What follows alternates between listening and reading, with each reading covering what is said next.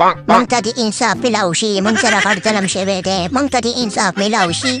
لکه تاسې شوي وایي ولکه مشکل دی وایي چې راغلي کور ته راغلي ورته مشکل حل کړو، انصاف به هم ته میلاو شي. وایه څه خبره ده؟ یاره خبره ده چې د کنه جج صاحب چې موږ سره د نیوزیلنډ والا سخت ظلم کړی دی او دا چې دی کنه درې میچې مېلمانې راوستو، درې میچې رانه سر په سر وکړو. بالکل بالکل جج صاحب د بابر اعظم چې دی تا رښتیا وایي پوه شوې، او میچونه یې رانه داسې وکړه غټ ظلم یې راسره وکړو چې په موږ باندې 200 رنځونه کول، هغه یې په چا پوره کول.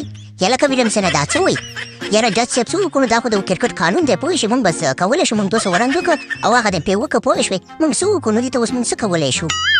دا راته وایي چې دې ته خو 200 رنځ کولی شو، نو تاسو څه خو ته یې والي وایي تاسو رنځ نه شئ کولی ولې؟ یاره جج صاحب خبره ده چې ده کنه دې ته بېانصافي کوله پوه شوې، دومره تیز تیز بالونه یې راته ویشل پوه شوې، موږ ورسره ګپ شپ لګولو، موږ ویل چې زموږ بالینګ تیز دی، ودېدو چې دی چې خبره سم ماشین یې رابوسې راوستې دومره تیز تیز بالونه به راته کول پوه شوې، نو موږ باندې بېخي چاره چکر به نه لګېده. موږ ویل چې دا څنګه وکړو پوه شوې، دا 200 رنځونه په چا پوره کول او کنه بېانصافي ده. خیر خیر انصاف به درته میلاو شي، خبره ده چې ده کنه لږ موږ ته وخت راکړئ. یاره کنه سیم شاته مو ورته څه ووایه کنه پوه شوې چې په زور ولاړې ته څه له راغلی؟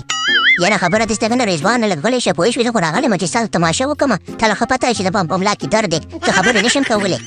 یاره نو چې خبرې نه شي کولی نو څه له بیا راغلی؟ یاره که چېرې مه وایو ورسره جنګ مه کوئ، په کورټ کې د جنګونه مه کوئ، خبره ده ځکه حساب ورته میلاو شي. یا لکه ویلمسنه دا ولې ورته تیز تیز بالونه کول؟ یاره جج صاحب د ما نه پوښتنه مه کوه پوه شوې، د دې بله پوښتنه وکړه. یاره که خو تا له مې دواړه ویلمسن یا هغه خو یو جواب راته راکړئ.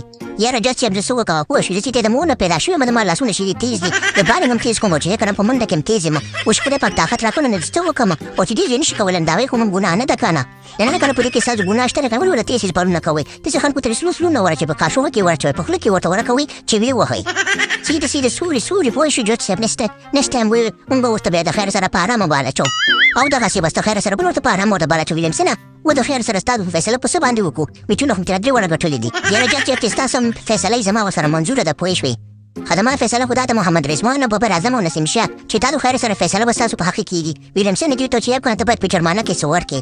یاره خبره ده چې ته کنه میچونه خو ترې نه موږ ګټلي دي، او که دې ته وغواړې په مېلمستیا کې ورته دا کپ دې ته ورکړو، خیر دا کپ د دې د کور ته ویسي.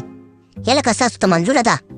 او بالکل جج صاحب موږ ته منظوره ده، موږ ته دا کپ راکړې، موږ ځو د خیر سره پوه شوې، میچونه هم تېرو، هسې نه مو سره نه ګټلي دي. سیده سیده بس مبارک هم شه پوه شي ستاسو پیاله سره وشوله او باقي خبره ده چې ده کنه چې پروګرام وړه گایا